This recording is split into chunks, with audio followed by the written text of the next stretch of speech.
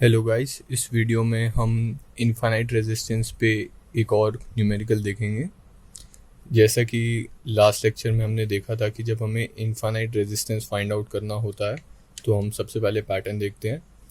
यहाँ पे हमें क्वेश्चन गिवन है, जो इनफाइनाइट तक जा रहा है, ये सर्किट इन्फिनिटी तक कंटिन्यू होगा। तो हम सबसे पहले पैटर्न आइडेंटिफाई करेंगे कि कौन सा पैटर्न है जो बार बार रिपीट हो रहा है। अब जैसा कि इसमें देख सकते हैं, हमारा जो ये वाला पैटर्न है ये बार बार रिपीट हो रहा है। ये देखिए, ये ऐसे करता करता इन्फिनिटी तक जाएगा। तो सबसे पहले हम जो रिपीटिंग पैटर्न होता है उसी को ड्रॉ करते हैं।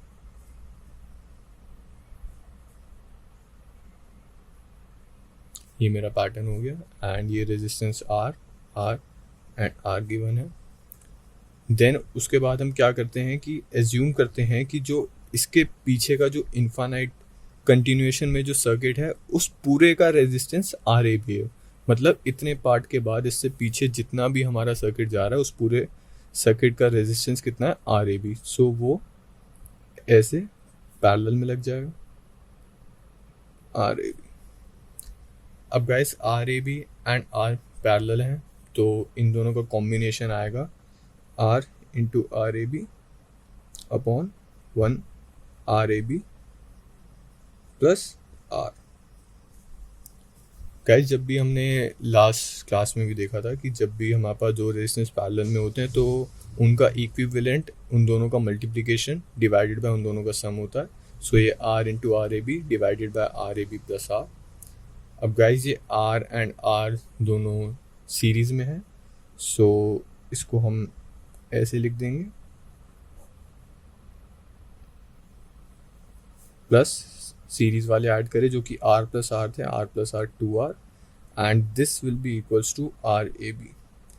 जैसे कि लास्ट क्वेश्चन में हमने देखा था, हमने इसको आर ए बी के इक्वल क्यों पुट किया, हमने वहाँ डिस्कस किया था। यहाँ मैं दोबारा बता देता हूँ कि हमने जो इनफाइनाइट रेजिस्टेंस जिसकी वैल्यू बहुत ज़्यादा है, मतलब इसके पीछे जो इन्फिनिटी तक रेजिस्टेंस की हमारा सर्किट कंटिन्यू हो रहा है, उस पूरे का रेजिस्टेंस हमने आर ए बी एज्यूम किया है। उसमें अगर मैं एक छोटा सा पार्ट ऐड कर दूँ तो ज़्यादा कुछ फ़र्क नहीं आएगा। यहाँ पे हमने अप्रॉक्सीमेशन यूज़ करी है, इसलिए इस पूरी टर्म की value equals to R A B है।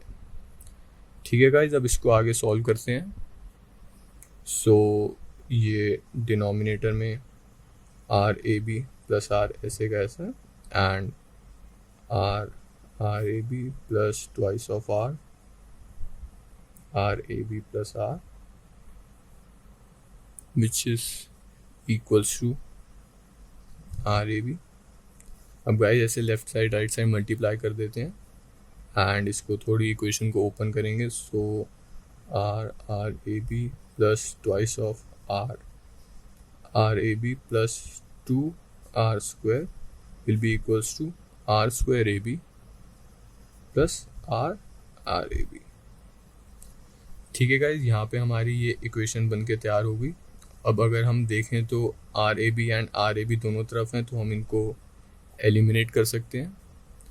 अब इस सब को इक्वल्स टू के या तो राइट हैंड साइड या लेफ्ट हैंड साइड लेके जाते हैं। मैं इन दोनों टर्म्स को राइट हैंड साइड ले जाऊँगा तो मेरे पास इक्वेशन बन के आएगी, वो ये होगी R square A B minus of 2r square minus of 2r R A B.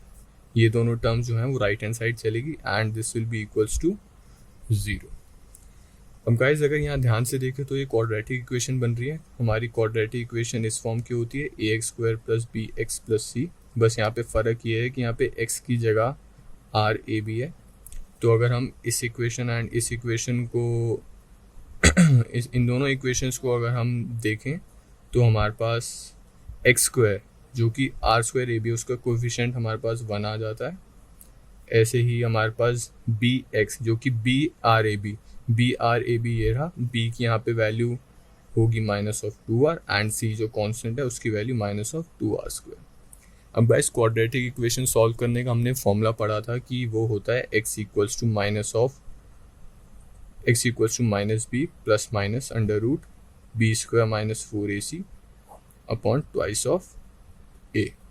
हमारे पास फॉर्मूला होता है minus B plus minus root B square minus 4ac upon twice of A.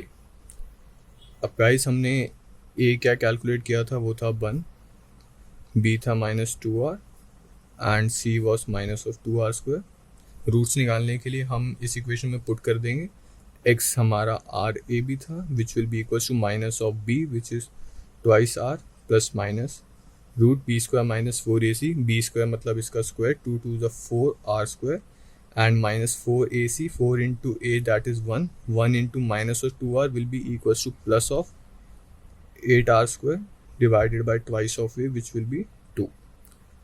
and इसको अब हम जब आगे सॉल्व करेंगे तो ये 2r plus minus root 12r² आएगा डिवाइडेड बाई 2।